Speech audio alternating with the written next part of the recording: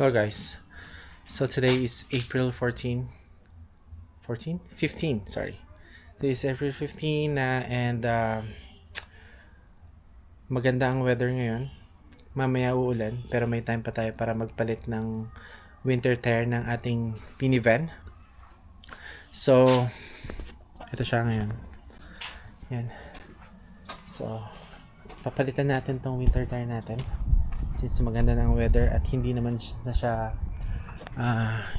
siya mag-snow. Tsaka ang ipapalit naman natin is all season tires.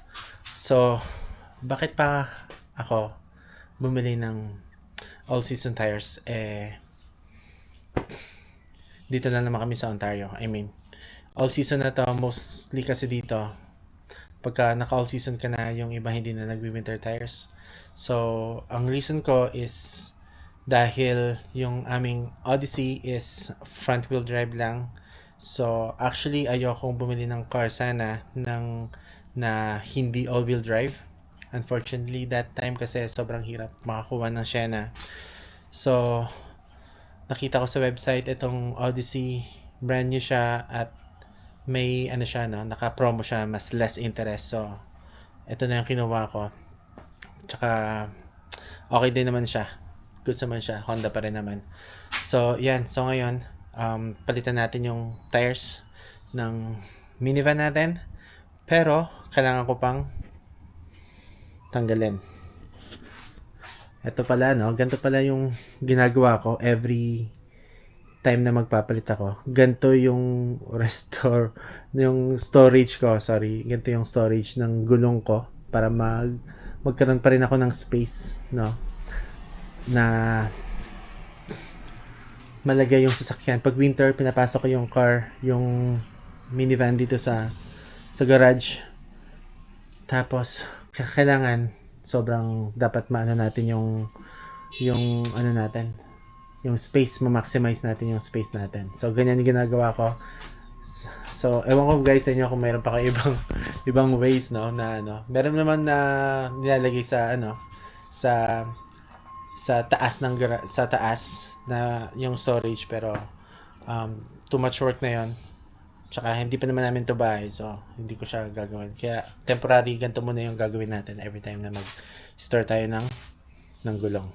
Alright, so linisin muna natin yung garage ulit and then palit tayo ng gulong. Alright.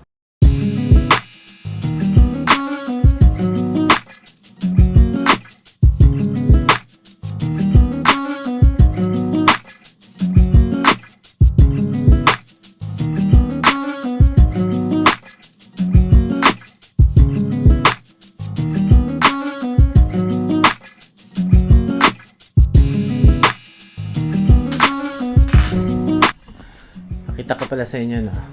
So every time na nagpapalit ako ng gulong, nilalagyan ko siya ng marka. So FR meaning front right, RR rear right. Ganyan. So dahil FR to, so alam ko kung paano ko siya ipagpapalit. So dahil nasa front siya, right side, so dali natin siya sa rear right, sa likod naman. So yung nasa harap, ilalagay natin sa likod. Yung nasa likod, ilalagay natin sa harap. So yan.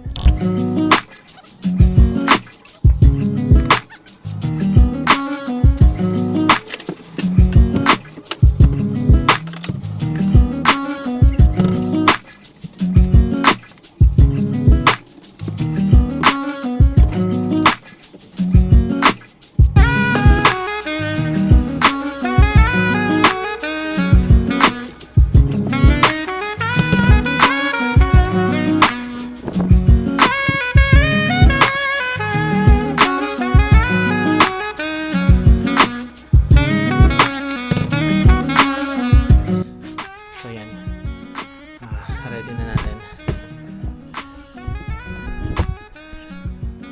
Ayan na. So, roll lang natin yung car para medyo may space tayo sa right side niya. So, ready natin yung mga gulong and then yung mga gamit. Okay.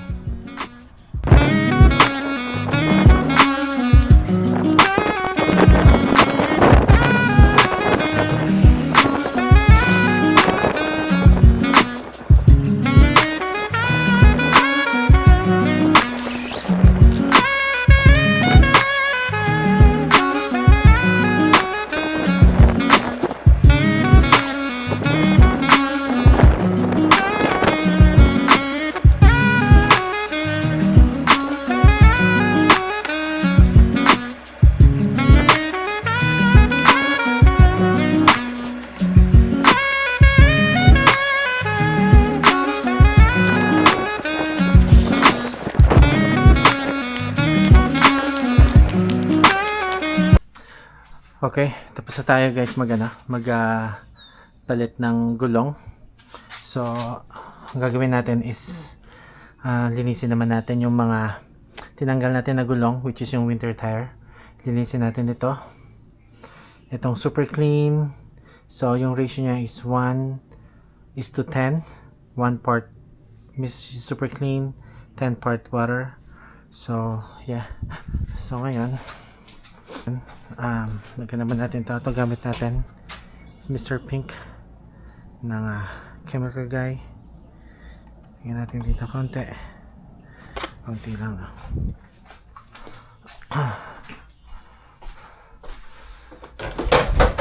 Yan.